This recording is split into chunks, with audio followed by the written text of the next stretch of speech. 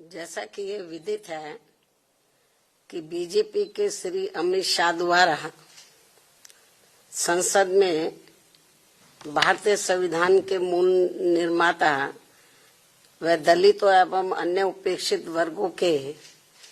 पूजनीय भगवान व मसीहा परम पूज्य बाबा साहब डॉक्टर भीमराव अम्बेडकर के बारे में जिन शब्दों का इस्तेमाल किया गया है तो उससे बाबा साहब की गरिमा व अस्तित्व को काफी ठेस पहुंची है। इससे एक प्रकार से उनका अपमान हुआ है, ऐसा हमारी पार्टी का ये मानना है, जिससे अब पूरे देश में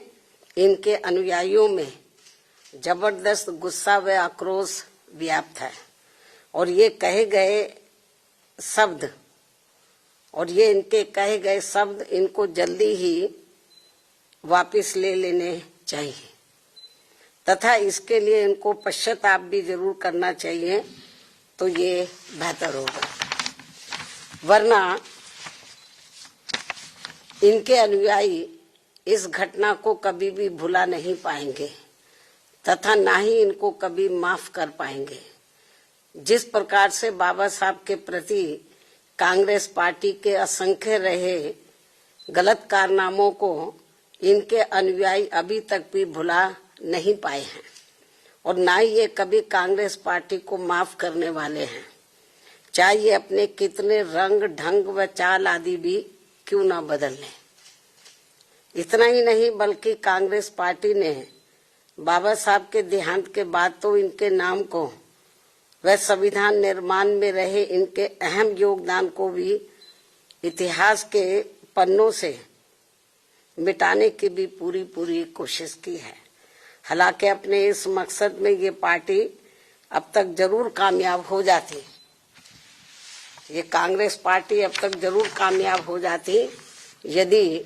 बाबा साहब डॉक्टर भीमराव अम्बेडकर के देहांत के बाद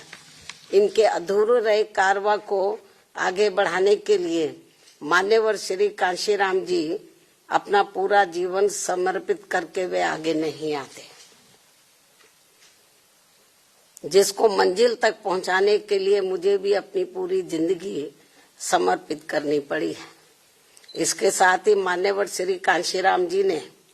बाबा साहब के संघर्ष व इनके कारवां को खत्म करने वाली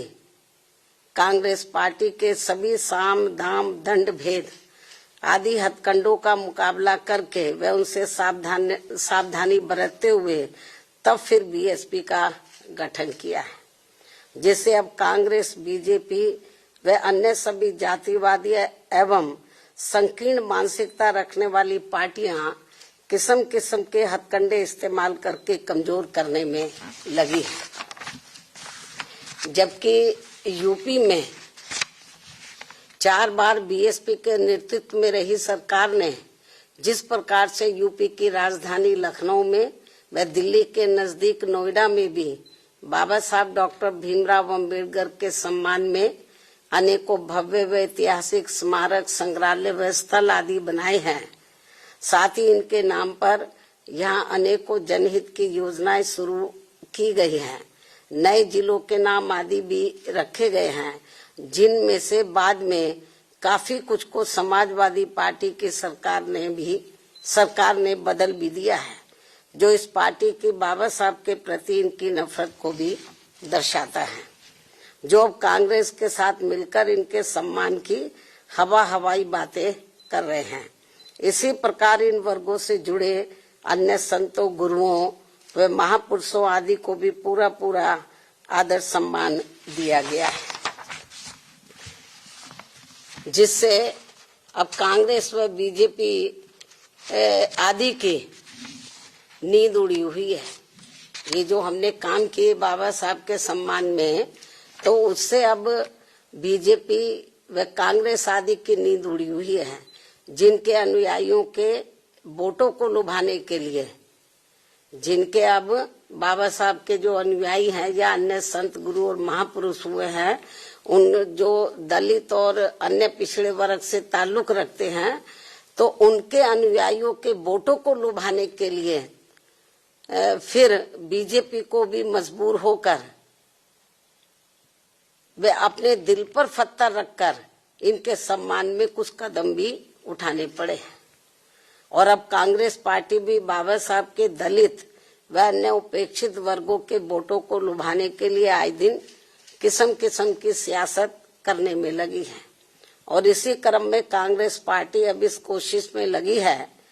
कि श्री अमित शाह के मुद्दे पर कुछ न कुछ दलितों का वोट जरूर बटोर लिया जाए।